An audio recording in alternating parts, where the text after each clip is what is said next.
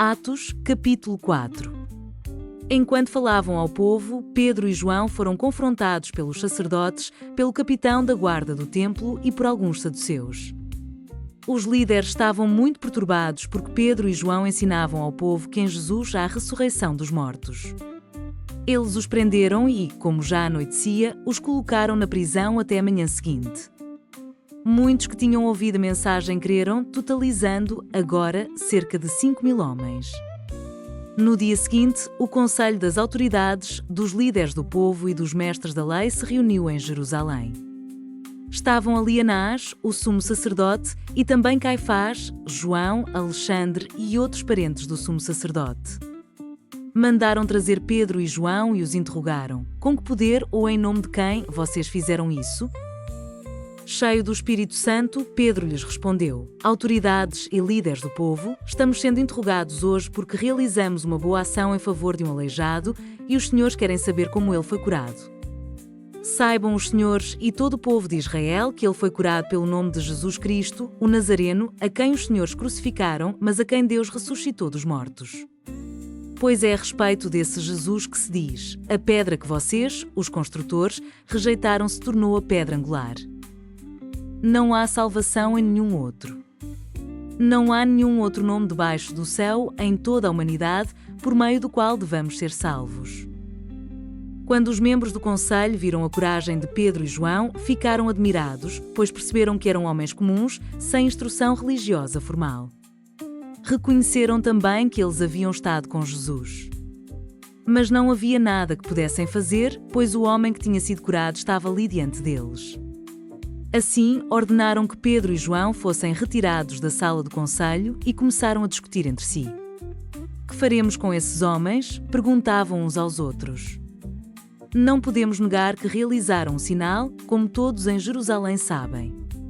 Mas, para evitar que espalhem sua mensagem, devemos adverti-los de que não falem nesse nome a mais ninguém.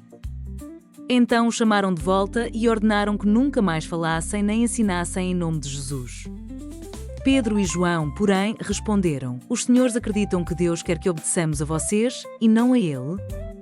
Não podemos deixar de falar do que vimos e ouvimos. Os membros do conselho fizeram novas ameaças, mas, por fim, os soltaram. Não sabiam como castigá-los sem provocar um tumulto, visto que todos louvavam a Deus pelo ocorrido, pois o aleijado que havia sido curado milagrosamente tinha mais de 40 anos de idade.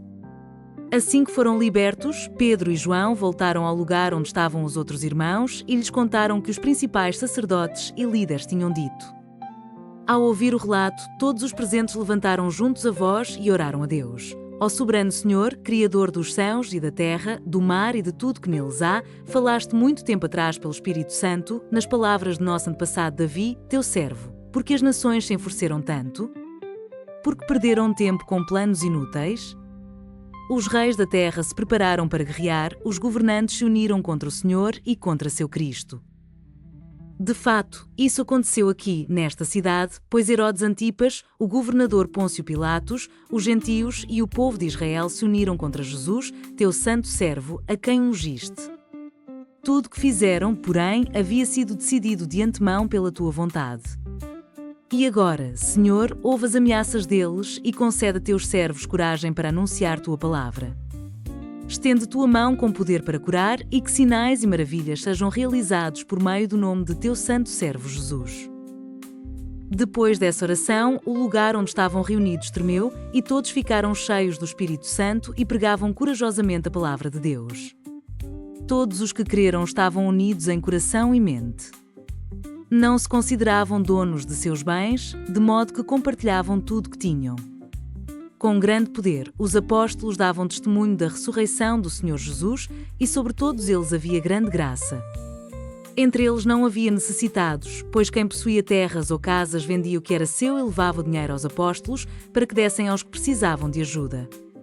José, a quem os apóstolos deram o nome Barnabé, que significa filho do encorajamento, era da tribo de Levi e tinha nascido na ilha de Chipre. Ele vendeu um campo que possuía e entregou o dinheiro aos apóstolos.